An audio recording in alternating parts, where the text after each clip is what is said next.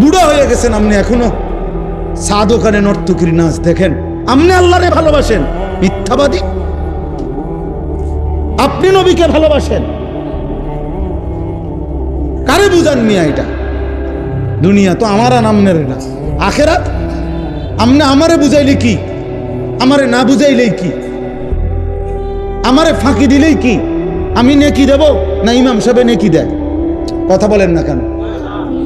হিসাব হাসরের ময়দানের হিসাব ইমাম সাহেবই নিবে না ইমাম সাহেবের আব্বাই নিবে? কে নিবে? তো ওনারে কি বলবেন? মালিকের সামনে কি বলবেন? 60 বছরের বিড়ির হিসাব কেমনে দিবেন? 60 বছর ধরে কথায় কথায় যে গালি দেন, কি হিসাব দিবেন?